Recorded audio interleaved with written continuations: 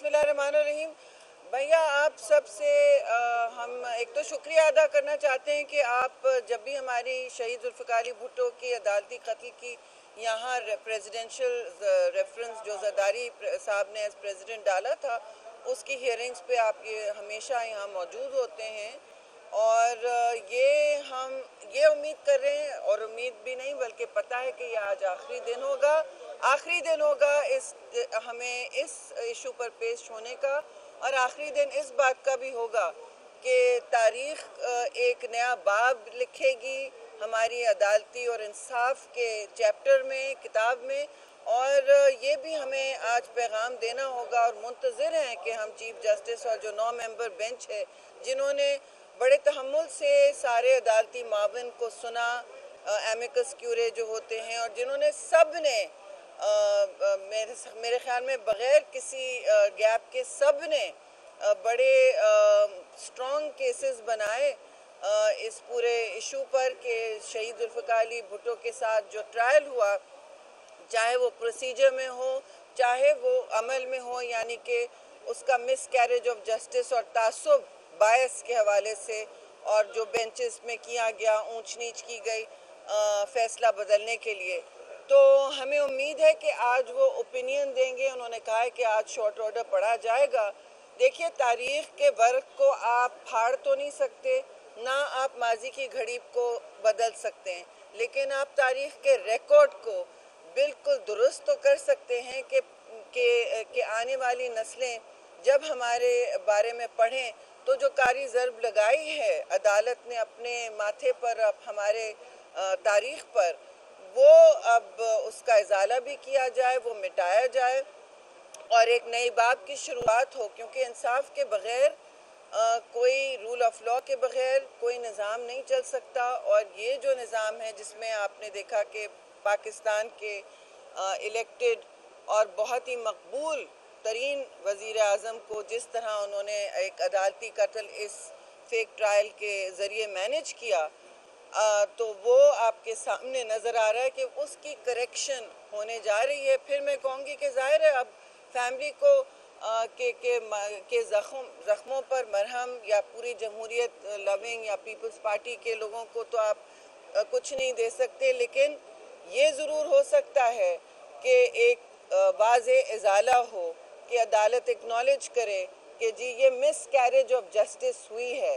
ये बहुत बड़ा फैसला होगा, ये बहुत बड़ा पैगाम होगा सारी पाकिस्तान को और पाकिस्तान के बाहर जिन जिन लोगों ने शहीद जुल्फ़िकार अली भुट्टो के लिए मर्सी प्लीज़ दी थी। आपको याद है कि उन्होंने रिफ्यूज़ किया था कि मैं डिक्टेटर से कभी कुछ नहीं मांगूंगा और मैं कोई कॉम्प्रोमाइज़ नहीं करूंगा, और मैं तारीख़ में अमर होना चाहता हूं। मैं किसी डिक्टेटर से कॉम्प्रोमाइज़ नहीं करूंगा, मैं तारीख़ में अमर होना चाहता हूं। तो आज वो दिन है। अमर तो वो हो गए, शहीद हमारे साथ ज़िंदा रहते हैं।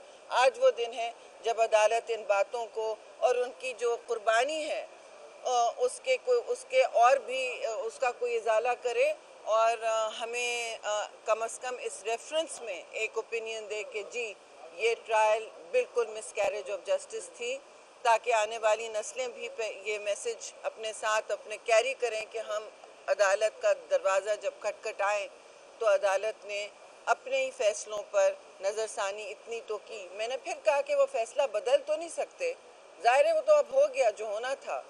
खून तो हमारा बह गया, लेकिन और मैयतें भी हमारे घरों से उठी हैं। पीपल्स पार्टी के शहीद जुल्फ़िकार अली भुट्टो की कुर्बानी ने एक नया बाब लिखा और उनको अमर किया।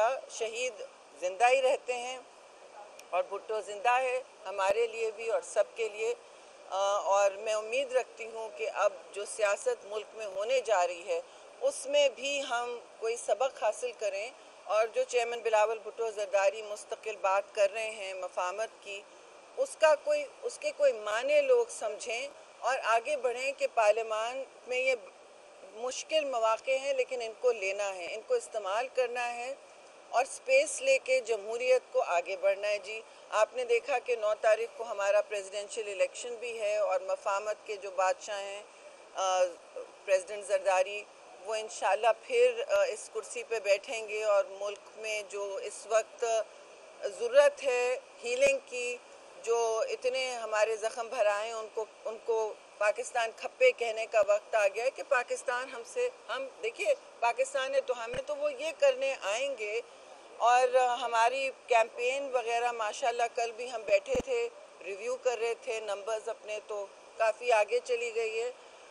लेकिन हम सबका सारे अपने एलाइज और जितने भी दोस्त हैं, जितने भी पार्लियामेंटेरियंस हैं, सियासी क़ुव्वतें हैं, उनके शुक्रगुजार हैं कि उन्होंने इस तरह सपोर्ट किया और करते जा रहे हैं।